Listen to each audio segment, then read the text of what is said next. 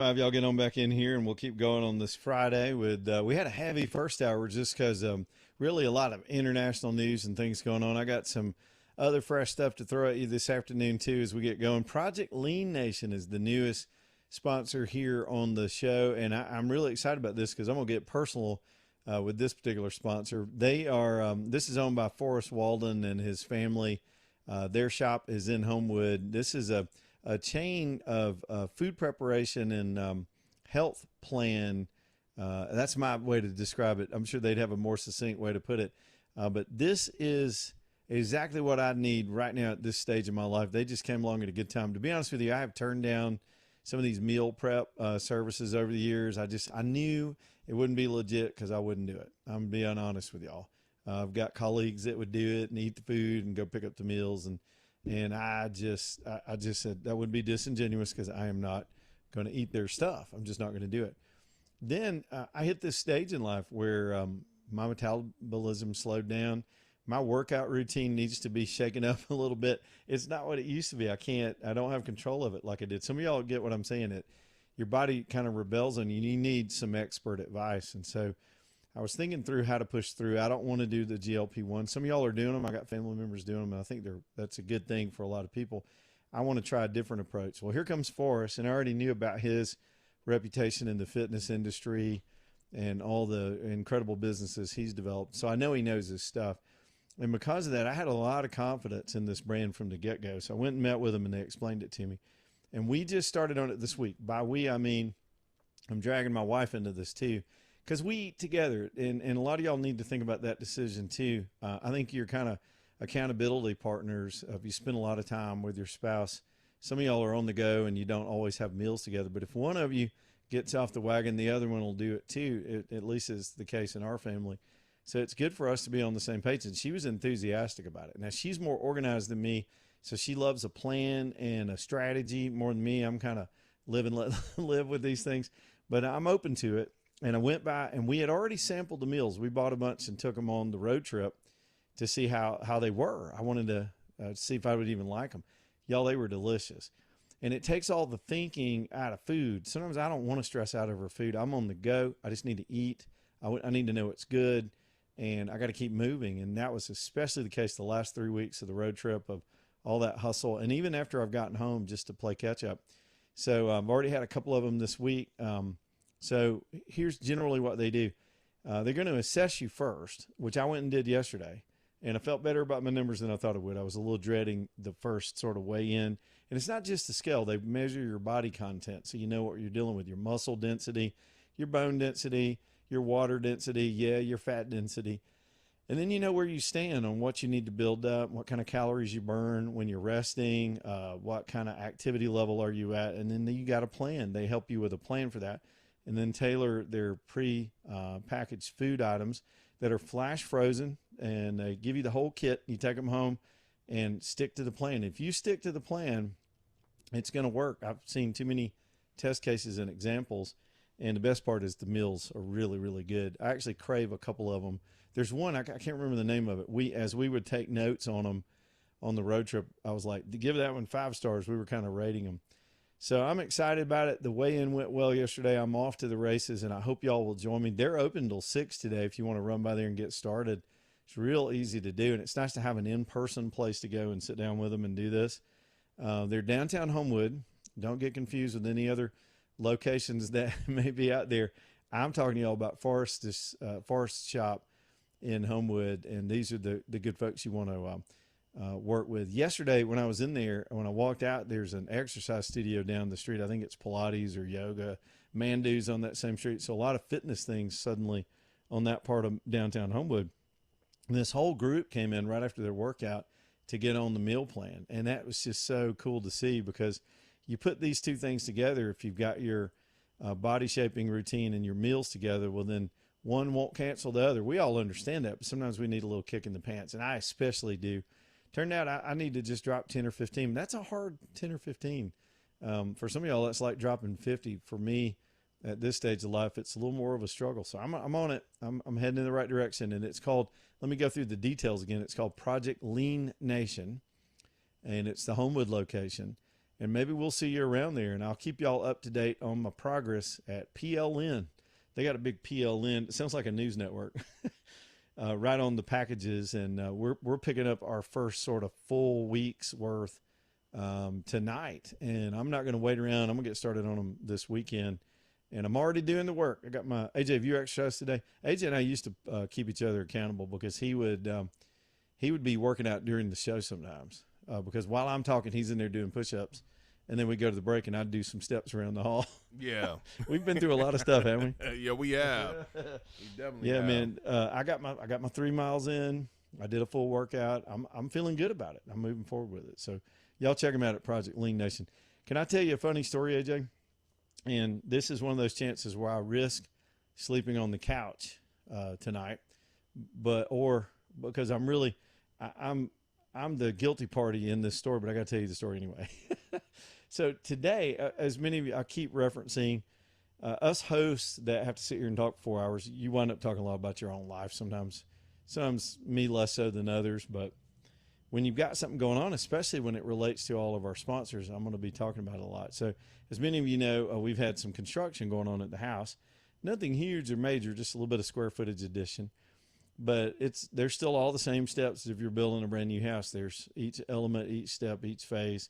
And the weather has really put us behind. So now we're kind of back on track this week. So the weather broke this week. We've had some really, it's been hot, but it's been dry. And so we've had these crews out at my house all week. Man, they've been getting it. I'm watching them, trying to stay out of the way, but every now and then I'll go out and try to help a little bit. But, everything seems to be going well. These guys are working hard, and I just respect people that can work with their hands and work hard like that, getting some of this work done. So I had this big idea. I was like, you know what? It's hot. I should just get a big old cooler full of water. I know they bring their own stuff, but I said, I'm just going to put a big cooler of water out there for them in the sun and just be a good neighbor because, they're out here working at my house. And then that turned into, AJ, I was thinking to myself, it's Friday. These guys have been working hard. I'm going to buy them some beer. So I said, I'm just going to load up the cooler full of beer, which I've yet to take to them. I'm going to take it to them at the end of their shift today when they get done. Hopefully I can work that out and they don't leave before the show's over. So I told my wife, I was like, I'm going to put some beers out there for them. And I told them, I kind of teased them a little bit. You got to keep people motivated. And so I thought I was being a magnificent human being, right?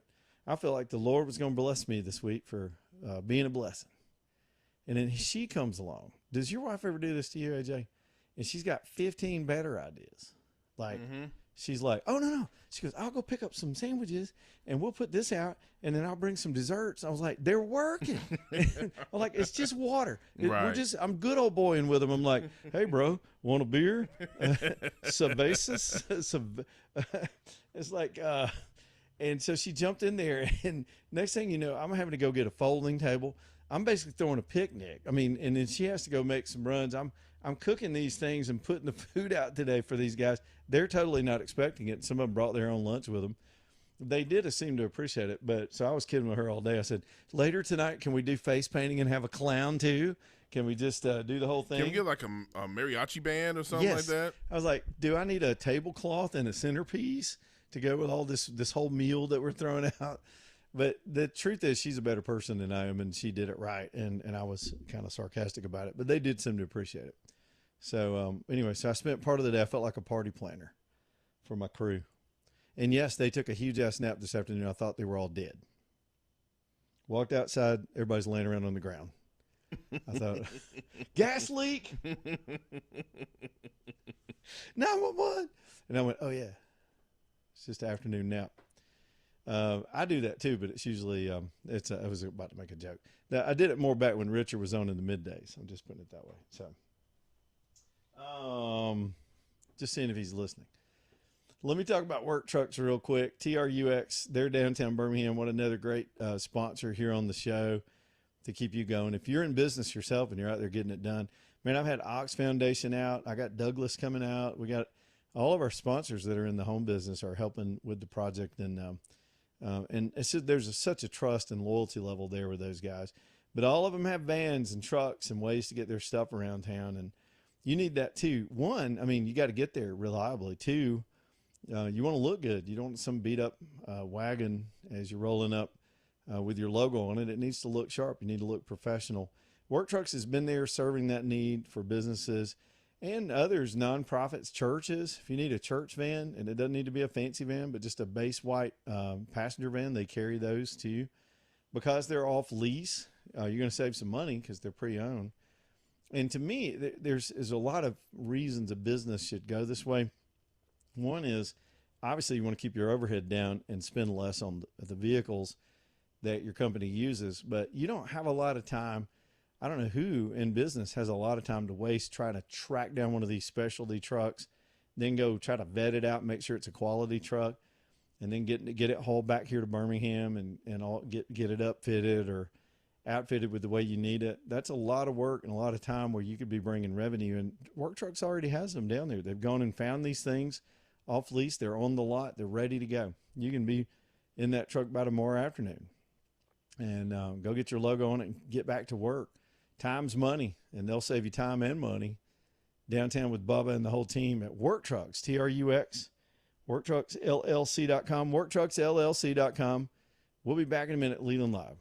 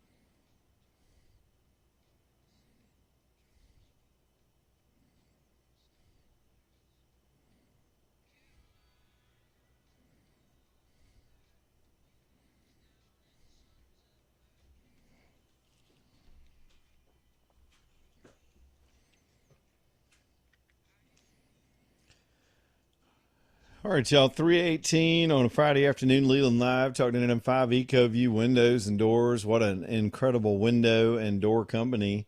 Yet another home services company here on the show that I'm a big fan of because they do it right. They've got the best windows. They've got the best installers. Some companies have a good product, but, you know, they have employees, a lot of employee turnover. You need experience You need people that care about what they do. You know, in my experience too is when these folks that do this work are happy where they work, they do better work. And that's true of EcoView, the way the companies run. I could name a lot of our advertisers that are the same way. First one that comes to mind, of course, is Crocker Moving Services. I've never met anybody at Crocker that didn't just love working for Eric. That's important. We're all still humans, and that's the way they do it at EcoView. These are good folks. They button up your house. Now let's just talk money. They can save you 35% on your heating and cooling. They back that up. That really comes from an industry average that most people with single pane windows or older houses with leaky windows, the average is 35% of that money that you're spending on your utility bills is just gone.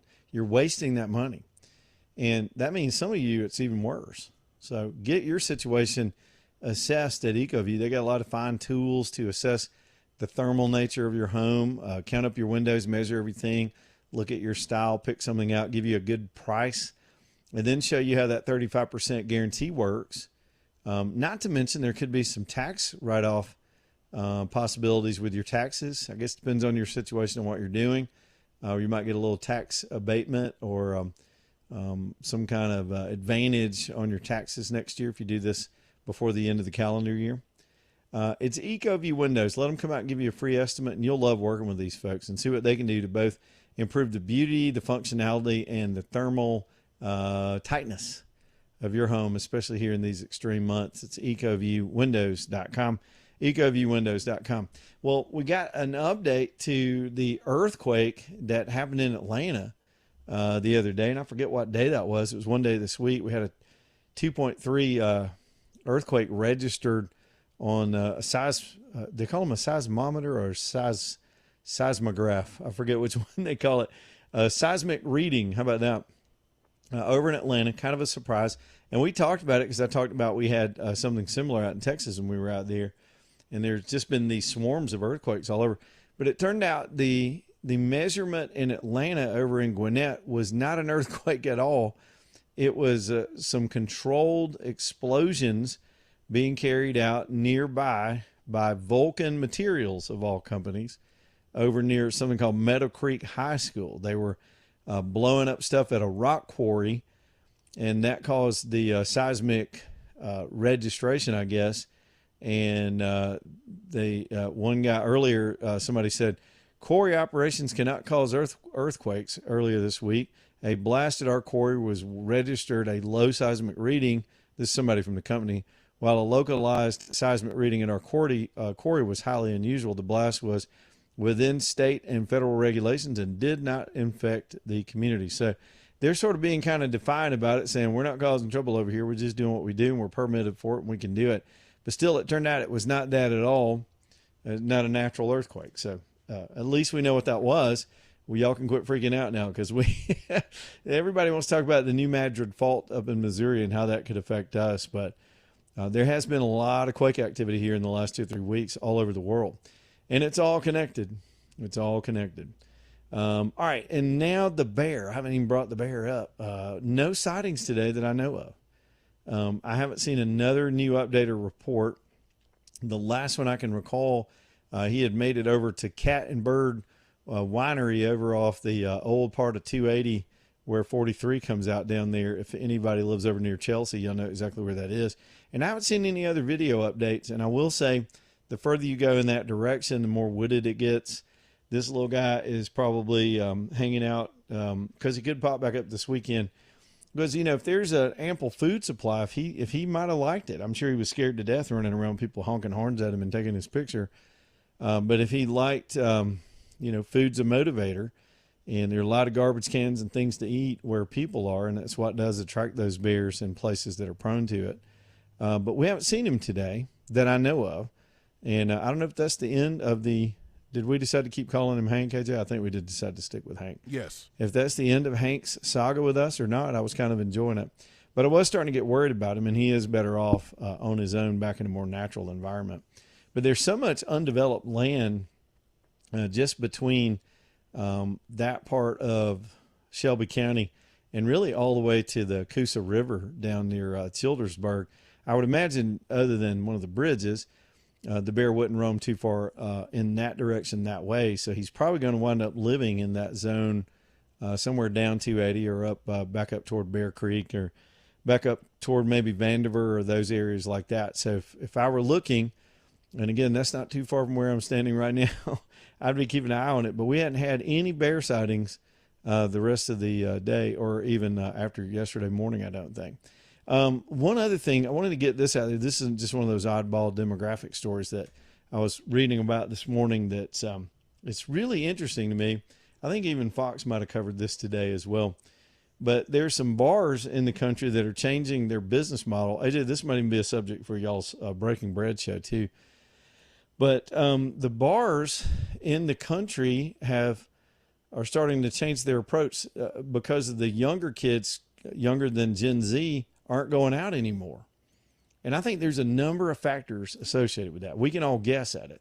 One of those, I think, is the rise in THC elements, marijuana, some of those other things that there's no stigma with that generation on these things. There's been some legalization. I think if they're going to use a substance, they got other choices than alcohol. Alcohol is just not cool to that generation at all. They just find it kind of off-putting compared to some of the other things. And then there's just technology itself. Kids are turning inward. They're a little less social in person than they used to be. They don't go and, our only chance back in those days, the only place you could go to meet other people your age, you had to go out to some bar or some gathering spot, some watering hole. Didn't mean you had to get drunk and get stupid, but that's where all the people were. And that's how you met each other. Sometimes it'd be at work or church or school, but a lot of times it's in places like that for people for generations. But that whole notion has changed. So the bars have picked up on it. Their business is going downhill in a lot of ways because of this generational shift. So now these bars are retooling for Gen Xers. And so, and I've never felt so old in my life than reading this story. So they're coming after me. AJ, you're not quite Gen X, are you? Because you're close. Isn't it 43 is the cutoff or something like that? I don't know. I was getting mixed up. I'm on that cusp because I was like, yeah. I was born in the 80s. Yep. So I don't know if I was Gen X or the millennial, whatever. I'm gonna drag you into this because I'm on the other end of Gen X. I'm like one of the older Gen X, and Gen X can go as young as into the 40s. So they're targeting us. And the way to target us, and I love it, I think they're right down the middle, is they're doing stuff earlier. They're having earlier hours because we don't want to be out. We're not out till 1 a.m. anymore. That's stupid. Some of us are grandparents now. Gen X is, we're now the grandparents. Mm-hmm. So they're opening up earlier. They're doing earlier sort of happy hour things, trying to get an after work crowd. And they're playing more dance music. They're playing, AJ, they're throwing in disco and booty music from our day to get people to come out to the bars early because Gen Xers are the last drinkers on the planet. Yes. And we know how to have a good time without getting into fights. We can go out and not talk politics and throw down some soul and dance music and have a good old time and have a few drinks and go home and be responsible about it. And that's who they want in their bars now. Mm-hmm. Plus, there's the other factor that's the most obvious thing that I didn't state. The people younger than Gen X are broke. I mean, they're broker than we were at that age because there's a lot of reasons for that too. The economy is not as opportunistic for them as it was because of a lot of other things, the shutdowns, the COVID nonsense, a series of things that have happened, the government spending that drove up inflation. It's made their dollar worth less. And let's be honest, that whole generation's got a reputation. It's not all of them, clearly, but they don't want to work. They're kind of entitled. They thought they'd go get these degrees and go $150,000 in debt with their school and they'd have value, and they don't. So they're struggling to get out of mama's house and to get on their own. And so when you're tight like that, the first thing you're going to give up is spending a whole lot of money socializing. You can't blame them, but it's just where they are. And so it's economic, it's social. They don't socialize the same way. They are just as happy socializing digitally as they are in person in a lot of ways. The dating scene has changed because of that. Their choice of how to, I guess, get drunk or high is different. It's a whole generational shift in these bars. I don't know. I guess at some point we're going to die off. They just going to have to go out of business because the boomers can't even get out and drive anymore They're down to us. We're it. And I still love a cold long neck and a good band on stage. I've always loved that since college. I'll still do it. I ain't too old, even though they call me Pops nowadays. All right, y'all, let's do some more breaky stuff. We'll go to the bottom of the hour. Your calls, too, on any of these things, 545-9950. Leland Live, Talk 995. Y'all stay tuned.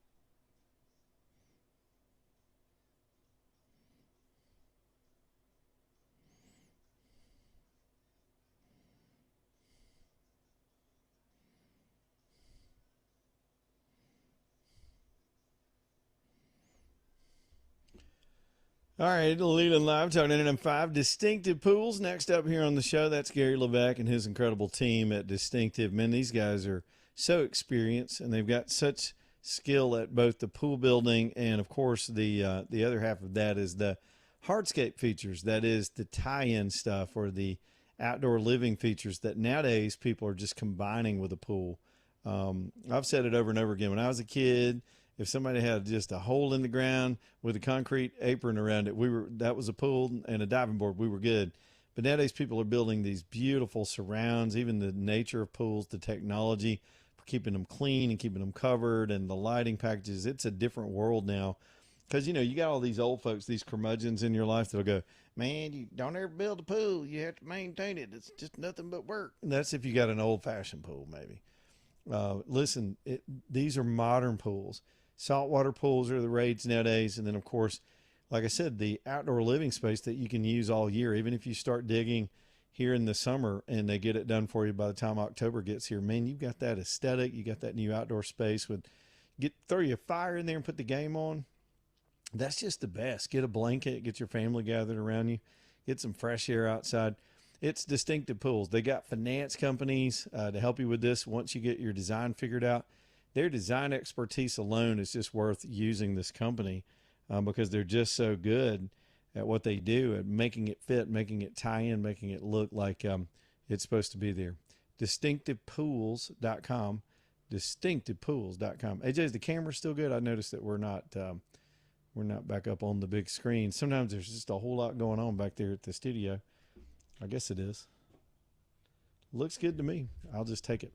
Okay, distinctivepools.com. Y'all reach out to them at distinctivepools.com. Let me switch back to the Spanish invasion. I don't know what we're going to wind up calling this stuff. It's still going on this afternoon, and I started the show with it. It's the story. We started out at the beginning of the week. It was all Fauci, and enough of that was alarming and sort of explosive in and of itself. But then comes this whole situation with Spain at the end of the week, which is one of these canary in the coal mine things, one of these startling things. One point I forgot to bring up in my whole diatribe on it at the beginning of the show. One of those points was this Strait of Gibraltar is another world choke point. And there are a lot of people that are speculating that Morocco helped facilitate this either through their country or with their own citizens to invade this part of Spain, which is right on the tip of Morocco. Now, this land has been in dispute for years, back to the Crusades, back to the Muslim wars and the Holy Wars and all those things. So it's got a lot of history. But they literally used a human wave of penises and violent males to go in there and disrupt things. And Morocco now is being accused by some of the Spanish officials of engineering it. And I told y'all, the minute you saw this, you knew it wasn't natural. This is not immigration at all. This was a human weaponizing human beings to affect political change. And I'm still suspicious that Morocco, being the Muslim nation that it is, isn't trying to assert itself right now because they want to make a move on that strait, on the Strait of Gibraltar. It'd be Spain on one side and Gibraltar on the other. This city, this Ceuta, gives the Spanish control of both sides of the strait, having those territories. If Morocco takes it back, it becomes then perhaps even a strategic standoff between these two countries in the world and the rest of Europe. So you can see why alarm bells went off in Europe. They understand all this. This is their geography and their history over in that part of the world. So immediately they understood the strategic changes that could happen if Morocco were to try to take that back. But then, of course, there's the other things about the EU and their ability to pass from country to country. AJ, go ahead and punch up the YouTube camera, man. I don't think you could hear me. You were on with Steve, who's over on line one. We'll go ahead and get that phone call in here. Steve, what's up, man? Hey man, this Spain thing is going to lead to civil war. I mean, looks like it. It's frightening, yeah. The British don't have enough guts. They should park, 2 or 3 battleships off the coast of Gibraltar. But they won't. The only thing you can hope for, really, maybe, is a civil war. Hopefully the military will just stop listening to this Sanchez guy and clean the place up on their own, Well, he's under fire because these are his policies. And so when it exploded on him, now he's in denial. They're claiming that the military has it under control. There's no evidence of that on the ground. So there's that within Spain. Then you got the countries of the EU pulling apart over their open border policies with Spain. They're now trying to block Spain out and reinforce their own borders. They don't want this tens of thousands of people barging into their country. So they've been on a suicide pact for a long time with the way they've structured the EU. Yep. And this could be either a tipping point or the beginning of something that's going to be a come apart in Europe. 15 years ago, people were saying, whoa, whoa, whoa. They were calling them racist and Ismophobes and all the other stuff. I mean, it's ridiculous. Hey, have you been paying attention to this Harry Meghan thing? I have not. Update me. I don't even know what that is. What is it? The Daily Mail is suing them for a ton of money. For what? Because they're a frivolous lawsuit. It even got Elton John in it. I mean, Elton John's just going to write a check and walk away. I'm lost, man. I'm lost on pop culture, and I don't like either one of these individuals, so I don't keep up with them. Who sued who? What's going down? I have no idea. Harry and Meghan and a couple other celebrities had a big lawsuit against the Daily. Against the Daily? Okay. Yeah. And it was thrown out, and now they got to pay the Daily Mail legal bill. So they filed a frivolous suit based on their own. Yeah. See, here are these two attention seekers that also claim they want privacy. I mean, at one minute they're like, "Just leave us alone. We want to be normal," and then they go do a Netflix special about themselves cooking breakfast. And then they owe Tyler Perry $12 million. I'm not even sure how that happened. Wow. And their charity Archwell, which is named after their kid, it appears they've raided that. And the only reason why Trump is holding off the Department of Justice from moving in is he's trying to let King Charles maybe come in and clean it all up, possibly pony up some money, which I don't think the king is broke. The royal family back in England, they're welfare recipients. They don't. The Windsor family owns some of that stuff, but it's really that whole system's got a lot of cash. Well, it's not liquid. They got a lot of land. They got a lot of land that takes a lot of money to maintain, and all those houses and castles. They've got this appearance. They're sort of the national mascots at this point, and some people don't want to give up on that tradition. But it's weird to say King Charles, but King Charles has already cut the boy off, and they've basically haven't they detitled him? He's lost all his titles, and they cut him loose because he was such a prick to the family. Because he's broke. Huh? Meghan doesn't like him anymore because he's broke and he's not making any money. Oh, that's true. Blaming him.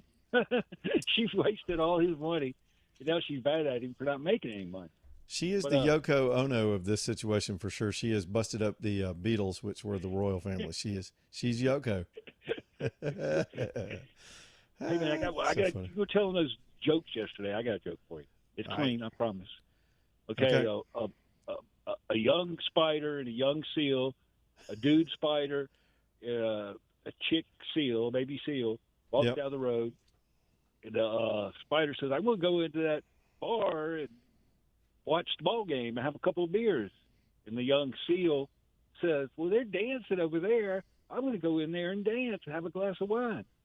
So the young spider walked into the bar, and the baby seal walked into the club. Walked into the bar. Baby seal walked into the club. Man, that's just cruel. I get it. So you're not even gonna get a rim shot on that. Plus, AJ's not listening. No, I was listening. I was waiting for the. AJ also found your joke not funny, Steve. Sorry. Walked into a club. Weekend. He got crickets. I didn't even know we still had crickets. You got crickets, Steve. Oh, okay. Sorry about that. Sorry, but anyway, man, I think Saraland is going to have a bear mauling. They got bears all over the damn place now. Saraland? Yeah. Well, South Alabama, Mobile is much more prone than even we are, even though we have mountains up here. The bears love that warmer climate from Mobile all the way over. If you go to anywhere along 30A, there are bears everywhere down there. They're like raccoons, and people don't even pay them attention. They get in the trash every night. You just kind of live with it. Yeah, there's a lot of them. There's a population of them, I guess, but I don't know what you call it. Yeah. In North Mobile. And they wander into Saraland and everything, and I think it's going to lead to a kid getting killed or something. The worst, the worst scenario is you got a dog on a leash, you're out walking, and the dog goes nuts and startles the bear, and then there's a standoff. Because generally, if they hear you or smell you or see you, they're going the other way. It's a survival instinct, unless you're threatening their young. And that's general of a lot of bears. We had an incident earlier in the week we talked about up in Glacier National Park where there was some dude out running at 5 in the morning on a trail and got mauled because he startled the bear. You don't want Glacier in '93. I lived in Glacier, and some guy was only going to Sun Road, and he was an experienced hiker. You know, you're never supposed to go hiking by yourself. Yep. So he went on a little day hike, and the poor guy walked right on up on a grizzly and her cubs, and he was done. I mean, he got mauled to death, poor guy. That was in '93. And I was in Jackson Hole in '89, and I couldn't believe it. I called home, and I was like, none of us had seen a bear yet. Yep. We were in the, Teton Mountains, and my dad tells me there's a bear on the west end of Dauphin Island. He had swam out looking for, Yeah. I couldn't believe it. A bear on the west end of Dauphin Island. He swam across the intercoastal. But, that's the black bear. That's a good habitat down there along the coast for them. Again, out west, as you know, with that experience, not so much. But that reminds me of a joke, Steve. You remember that joke about the forest rangers advise you to wear a little bell when you go hiking to keep the bears away from you in case you come across a grizzly bear. And then the person says, well, how will we know a grizzly bear? And the forest ranger says, it's the one with the bells in its poop. Yikes. I never heard that one. See, I didn't get a rim shot either. Neither one of us got rim shots. But I told that all wrong, but I remember that joke from back. About Old Faithful? Supposedly, I don't know if this was kind of like urban legend, but supposedly some college kids were working in Yellowstone. And I guess Old Faithful goes off like every 70 minutes. Yeah. And they were standing off to the side with this like little, like valve, like a big valve, like on a steel pole. It would, someone would yell, okay, start it up. And he'd start twisting the valve, and the water would start coming up, and all the tourists. Oh, they thought they were. And then after it was over, the other guy would yell, okay, turn it down. And he'd start turning it back. Old Faithful is amazing to see, but what's surprising about it to me is it's not loud at all. It's just this steamy water that comes up. It's pretty quiet. It's impressive. And then you hear the crowd ooh and all, but it just kind of goes, shh, and it's over. I think that was what struck me the most is how quiet that event is actually. Yeah, you need to get into the park, man. Go into the Sun Road. You don't know anything about the Going to the Sun Road. That was like I've never done it, but I know what it is. Yeah, project. That's one of the most amazing engineering feats of that time, pretty much. Yep, no doubt. All right, man. I got to run. Thanks, bro. I feel like this show has been part Wild Kingdom this week with all the bear talk, and I kind of missed that show too. Teeter Totter is over here on line 2. What's up, Teeter Totter? Hey, I have an old bear joke, and I'm going to just do my rendition of it. Okay. So a bear and a rabbit are taking a dump in the woods. Oh, and yeah. The bear goes, rabbit, hey, buddy, do you have any problem with poop sticking to your fur? And the rabbit goes, no, sir, bear. And the bear goes, okay, and he picks up the rabbit and wipes his butt with it. Yes, he does. Hit it, AJ. Okay, no. Thank you, Teeter Totter. That's how you do it. I remember Gallagher telling that joke back in the day. He told it slower, though. He'd go, do you have trouble with bears, poop sticking to your fur? And the rabbit says, no. So he wipes his butt with the rabbit. White people, what am I going to say? Hueytown Pond, let's talk about Glocks for a minute. My man Tommy over at Hueytown has got the Glocks back. Now, until he calls off the dogs, because this was a limited shipment, and sometimes we'll sell these things out in a couple of days. I think we've only been talking about it for a week, really since I got back home. But I'll just give you a brief primer on how this works. You've got law enforcement agencies, by the thousands all over the country. A lot of these law enforcement agencies have a gun program with Glock. And so Glock will provide these guns for a period of time. And then according to the contract, they'll rotate those weapons out and bring in a whole new batch of new ones. And when they rotate them out, those guns become available on the pre-owned market. Well, somehow Tommy's in the pipeline. And so when they come up in these batches, he's able to go out and secure that lot, bring them back here to Birmingham. And these are fine guns. They've been maintained by professionals, some of which have never even been fired or even issued. You just kind of, when you buy the batch, you get the whole batch. You get the ones that have been used, one that haven't. And so Tommy brings them back here and puts them on sale, really just to get you to come try out the shop and come in the door and get to know them. I think once you do that, you'll have that relationship, and you'll want to go back time and time again. But man, Tommy, what a good dude. I do appreciate him, the way he lets us know about these deals. And he's got these law enforcement Glocks, these pre-owned Glocks on sale right now at his store for $3.99. You're just not going to find a good quality Glock at that price. Granted, they're from this pre-owned program, but I bought one from him when they first came on the show. I bought one from him.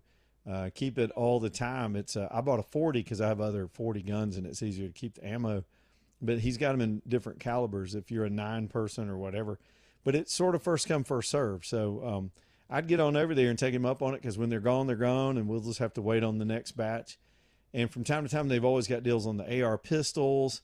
They've got an incredible manufacturer for those. The AR-12 shotguns, which I'm still thinking about grabbing one of those if he has one in stock. And then, of course, everything else. And as we're not too far out from hunting season. I saw something where we're 38 days away from football, and to me, those kind of start close together.